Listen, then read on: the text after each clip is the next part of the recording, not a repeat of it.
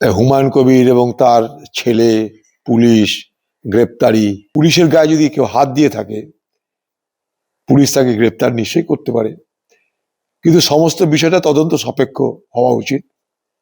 সত্য মিথ্যা আমরা কেউ জানি না, কিন্তু ক্রমশ মসজিদ নির্মাণের বিষয়টা ঘোলাটে হয়ে যাচ্ছে। ঘোলাটে হয়ে গিয়ে সেখানে ভোট চলে আসছে, কত আসনের লড়াই হবে তার প্রসঙ্গ চলে আসছে, আবার হঠাৎ করে পুলিশের অনুপ্রবেশ ঘটে গেল। গোটা বিষয়টাকে তালগোল পাকিয়ে দেওয়ার জন্য এগুলো হচ্ছে কিনা এটা আমার কাছে বড় প্রশ্ন। মসজিদ নির্মাণ করতে গেলে জমি চাই, জমি এখনো পাওয়া গেছে কিনা জানা নেই। জমির জন্য রেজিস্ট্রেশন চাই, মসজিদ নির্মাণের জন্য প্ল্যান চাই যে আমি এই মসজিদটা নির্মাণ করব, সেই প্ল্যান পাস হলো কিনা তাও আমরা জানি না। অথচ মসজিদ নির্মাণকে কেন্দ্র করে বাংলা জুড়ে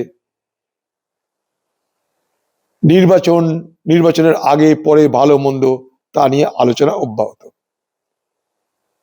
সেই জন্যই একটা কথা বলতে চাই যে সাধারণ মানুষের সব বিষয়ে জানার অধিকার আছে।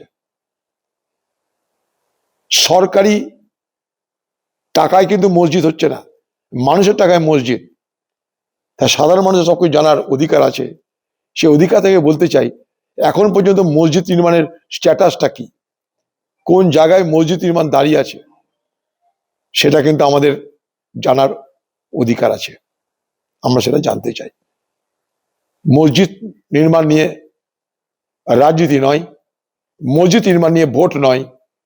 মসজিদ নির্মাণ যেন শুধুমাত্র মসজিদ নির্মাণের জন্যই হয়, কারণ এই মসজিদ নির্মাণে মানুষের ভাবাবেগ জড়িয়ে আছে, ধর্মীয় ভাবাবেগ সেখানটায় জড়িয়ে আছে। সাধারণ মানুষের ধর্মীয় ভাবাবেগকে আঘাত দিয়ে সেখান থেকে সরে গিয়ে আমরা যদি মনে করি যে কেউ রাজনৈতিকভাবে লাভবান হবে, তা কিন্তু তারা ভুল করছে।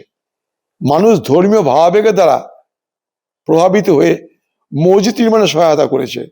মসজিদ নির্মাণে সহায়তা করা মানে এটা নয় যে সেই মসজিদ নির্মাণকারীরা কোনো পার্টি করবে, ভোট করবে, ভোটের পর ক্ষমতা ভাগাভাগি তাদের নিজের ভাগ চাইবে, তার জন্য মানুষের মাথা ব্যথা আছে, ব্যাপারটা কিন্তু তা নয়।